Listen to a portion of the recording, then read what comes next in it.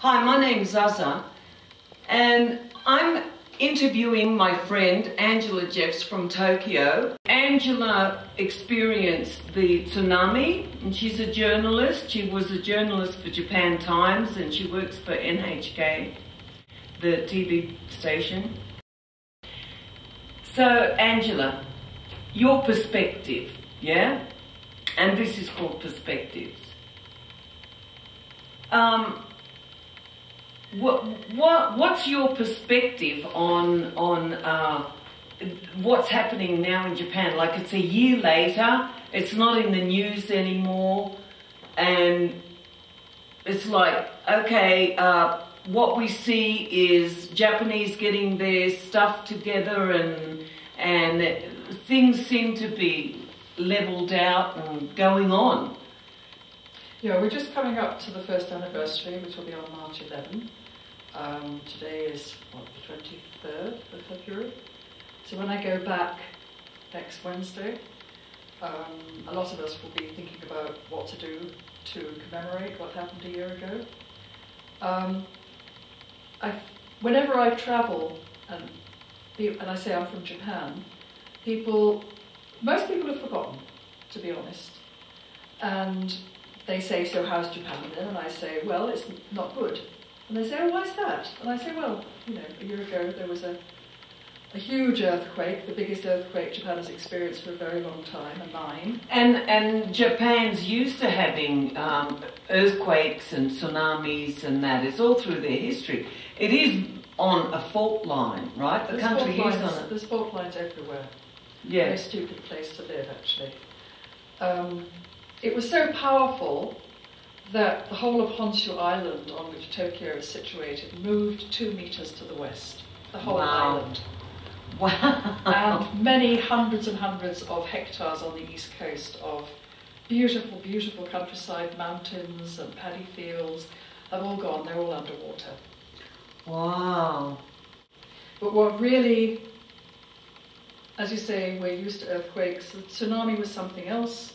Biggest tsunami for a very long time. 25,000 people lost their lives. 25,000 people. Half of whom have not been recovered. It's the situation with the nuclear reactors that is the ongoing concern. How many nuclear reactors? There are 56. 56 nuclear reactors in a country that is on an earthquake fault. How come Japanese chose to have these nuclear reactors when they live on an earthquake? It was all bound up with the American occupation after the war and getting the nuclear industry, getting it launched in Japan, basically. You would think after Hiroshima and after Nagasaki that Japan would just say, no thank you. Exactly. We've had the experience, we know what it does. But no. The nuclear industry came in with huge amounts of money, which they threw at remote fishing villages, communities around the coast, where they were told it would be safe, and they were wooed with vast amounts of money and cash and presents and all sorts of things. And these people were poor, and they didn't know what. And they believed. Yeah, they believed. They believed. Well, like a lot of people around the world, they believe that nuclear power is necessary and it's safe. Angela, what about Fukushima? Fukushima is a devastated prefecture. Right now there are 260,000 school children wearing what they call dosimeters, which are basically miniature Geiger counters. And they have to wear them 24 hours a day. And some of the teachers have told them that they have to wear them as talismans for protection.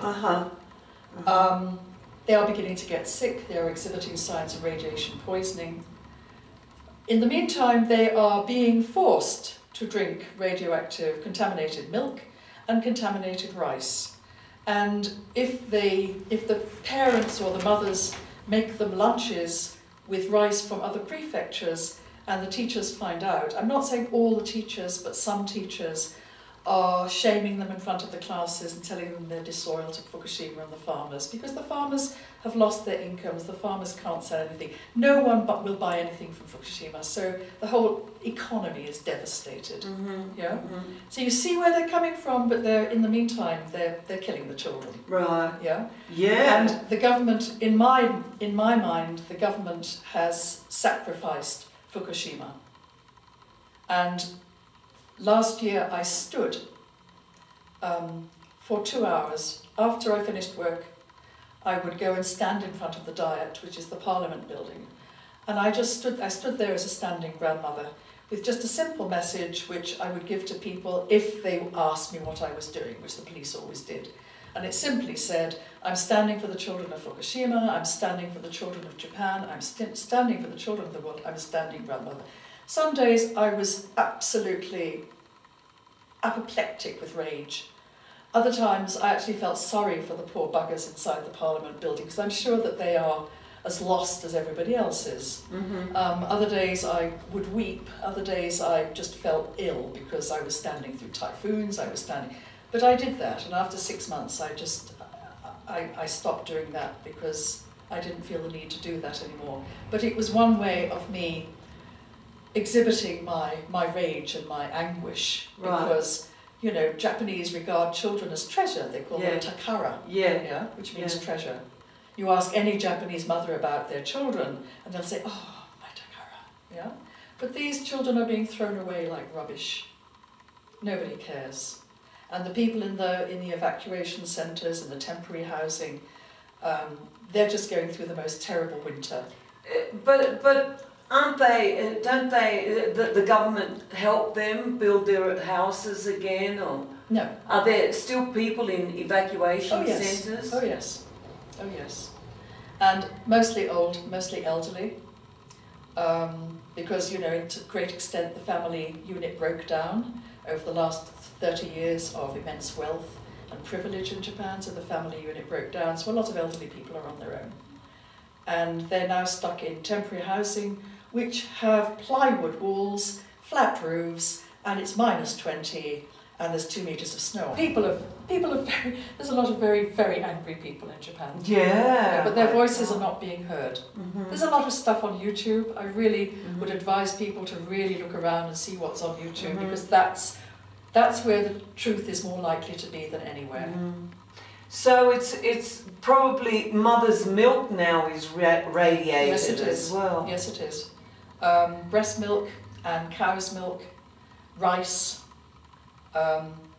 Mothers are very anxious about feeding their children. I think everywhere, especially in Tokyo. Everything has labels on now from where it's come from. But do we believe those labels? No one is quite sure. So everyone lives in a permanent state of anxiety. There's the anxiety about the food, there's the anxiety about the reactors being unstable and what's going to happen, because nobody knows what to do. That's the reality. They don't know what to do. There is no roadmap for this. It has never happened before. They're anxious about the next big quake. They've just brought the timeline for the big one to hit Tokyo up from 7 years to 4.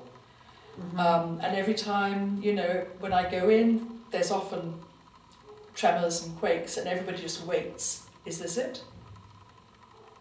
So everyone's living on the edge all the time. Everyone's living on the edge. That's a state, isn't it? It's a terrible state. Yeah.